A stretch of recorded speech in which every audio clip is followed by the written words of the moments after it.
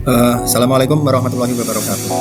Baik, Bapak Ibu semuanya, di sini kita akan memberikan sebuah contoh bagaimana kita menggunakan growth mindset atau pola pikir bertumbuh dalam pembelajaran mendalam. Dalam kasus ini adalah ketika di kelas kita, tiba-tiba itu ada murid kita yang tiba-tiba menangis di kelas. Kira-kira apa yang harus kita lakukan dengan menggunakan pendekatan pembelajaran mendalam? Pada awalnya, kita sebagai seorang guru pasti ingin memberikan pembelajaran dengan tenang. Tetapi kita tidak akan pernah menduga bahwa di kelas kita itu terdiri dari beragam latar belakang anak-anak yang berbeda. Sehingga ketika kita sedang memberikan pemahaman ke murid-murid kita, mungkin ada murid kita yang tanpa sengaja mereka diajak oleh temannya sendiri, walaupun itu secara bisik-bisik ataupun secara langsung. Sehingga kita hanya bisa melihat bahwa ada seorang anak dari murid kita yang sedang menangis. Sehingga dalam hal ini, apa yang harus kita lakukan? Apakah kita harus marah ataupun kita harus menegur? Nah, disinilah kita melakukan intervensi pola pikir. Ini adalah bagian dari tahapan growth mindset, yaitu penerapan dari suara pola berpikir bertumbuh. Nah, ini ya. Jadi ketika kita sedang memberikan pembelajaran yang terbaik untuk siswa, tiba-tiba ada murid yang menangis. Nah, bagaimana sikap kita? Nah, di sini Bapak Ibu, kita harus melakukan yang disebut dengan intervensi pola pikir. Bagaimana cara melakukan intervensi pola pikir?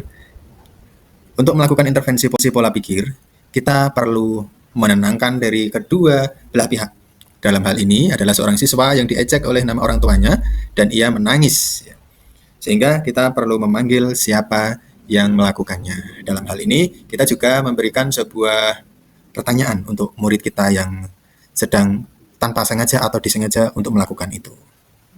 Sehingga kita bisa memberikan sebuah bimbingan, yaitu dengan cara menerapkan intervensi pola pikir. Dengan 4 langkah sederhana, yaitu yang pertama, kita harus menanggapi dengan tenang. Kemudian, kita memberikan pujian proses kepada murid kita yang tadi sedang menangis, agar mereka bisa membesarkan dirinya, bahwa mereka sudah percaya diri dan sudah ke sekolah dengan percaya diri, itu akan menjadi pujian proses kita, bahwa kamu bisa sekolah dengan lebih baik. Sehingga itu akan menumbuhkan rasa takut khawatir pada diri anak. Sehingga itu akan merubah suara pola pikir tetap dari anak yang sedang menangis itu menjadi pola pikir bertumbuh.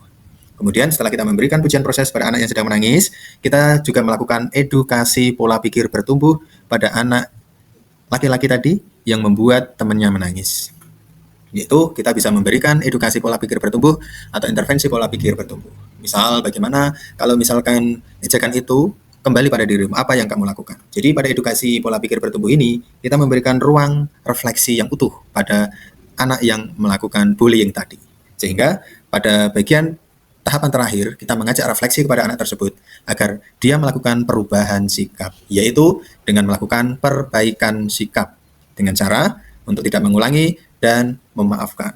Dan itu kita kawal hingga anak itu yang melakukan sendiri. Itu adalah bagian dari tahapan intervensi pola pikir. Nah, ini adalah langkah yang pertama. Kita menanggapi dengan tenang. Jadi kita tidak boleh langsung menghakimi, menjustik, ya cukup tanya, kenapa kamu menangis? Kamu bisa bercerita, kenapa kamu terlihat kesal? Jadi ini untuk membuka ruang dialog. Jadi langkah pertama ini untuk menumbuhkan pola pikir bertumbuh pada anak yang sedang menangis tadi. Kemudian kita melihat dengan dorongan yang kita berikan tadi, kita bisa melihat dari respon dari si murid kita bahwa mereka sudah berada di sekolah ini, berarti mereka sudah berani dan percaya diri. Dan kita melakukan pujian proses, bukan hasil di langkah kedua ini, yaitu berupa tentang prosesnya mereka ke sekolah. Kamu sudah berusaha menjelaskan perasaanmu, jadi kita menanyakan perasaannya, bagaimana kamu bisa kesal. Dan ketika dia berhasil menjawab, kita puji mereka dengan keberhasilan dalam menjelaskan perasaan tadi. Jadi kita menghargai usaha mereka, bukan menilai. Sehingga anak tadi jadi lebih percaya diri walaupun belum sempurna. Kemudian yang ketiga, kita melakukan edukasi ya, pola pikir bertumbuh ya. Jadi edukasi ini adalah merubah cara belajar dari siswa tadi. Ketika siswa melakukan kesalahan, itu menunjukkan bahwa otakmu makin kuat dalam belajar di sekolah. Dan itu menunjukkan sebuah proses bahwa kesalahan itu adalah bagian dari proses belajar di sekolah. Ini adalah edukasi pola pikir bertumbuh. Sehingga ini akan menunjukkan ke langkah yang keempat. Kita akan bisa mengajak refleksi dan perbaikan. Sekarang, apa yang bisa kamu lakukan atau apa yang bisa kamu lakukan sekarang? Jadi kita mengarahkan pada kegiatan perbaikan, bukan penyesalan. Disinilah 4 langkah intervensi pola pikir pada anak saat kejadian di kelas kita. Jadi, inti dari intervensi pola pikir ini bukan untuk mengontrol dari siswa kita, tetapi menumbuhkannya. Menumbuhkannya menjadi lebih baik. Pola pikir tetap dan pola pikir bertumbuh itu ada beberapa perbedaan yang perlu kita tahu sebagai seorang guru. Pola pikir tetap ini berbeda dengan pola pikir bertumbuh. Mereka akan lebih merasa untuk menghindar, menyerah, mubazir, serangan atau ancaman. Jadi mereka tidak mau kemana-mana karena mereka berada di zona nyaman. Mereka tidak mau menerima, mereka tidak mau bertahan, mereka juga tidak mau menerima peluang. Bahkan tidak mau menerima informasi dan inspirasi. Sehingga tugas kita bahwa ada 2 hal pemikiran yang perlu kita tanamkan pada anak bahwa mereka harus meninggalkan pola pikir tetap mereka dan bisa menemukan pola pikir bertumbuh. Jika ini berhasil, maka kreativitas dari anak itu akan tumbuh dan tumbuh sehingga terakhirlah sebuah inovasi. Ini adalah beberapa contoh dari suara pola pikir tetap dan suara pola pikir bertumbuh. Jadi, kalau gagal berarti itu saya tidak mampu.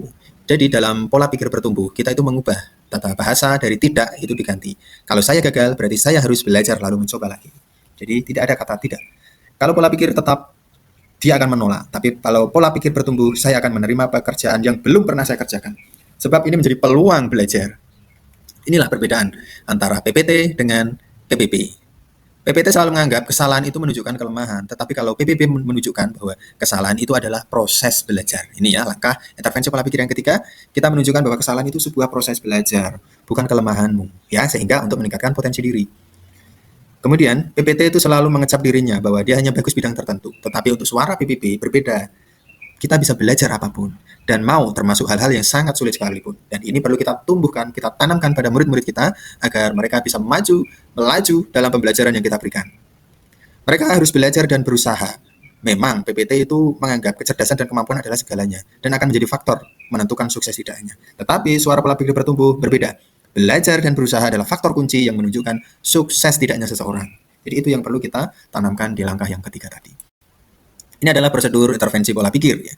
Jadi untuk langkah yang pertama, kita mendorong ketika murid sedang mengalami proses khawatir, takut, menyerah. Kita menemui mereka, dorong mereka untuk mencoba lagi. Ketika mereka sudah mencoba, kita di langkah yang kedua, kita berikan pujian proses. Karena telah mau berusaha. Sedikit pun mereka berusaha, walaupun menulis, pujian proses ini sangat penting bagi seorang anak yang tidak mau mengerjakan soal.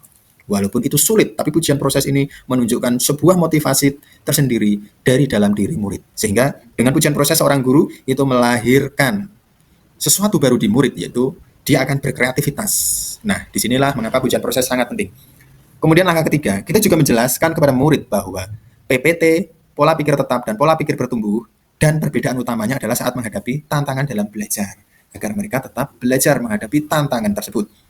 Kemudian pada langkah terakhir, kita menjelaskan bahwa berbuat salah itu merupakan cara otak untuk belajar dan berkembang. Begitulah dalam bentuk 4 langkah intervensi pola pikir tadi. Baik, terima kasih sudah menerapkan intervensi pola pikir. Dan saya yakin Anda pun bisa menerapkan intervensi pola pikir dalam pendekatan pembelajaran mendalam. Terima kasih. Wassalamualaikum warahmatullahi wabarakatuh.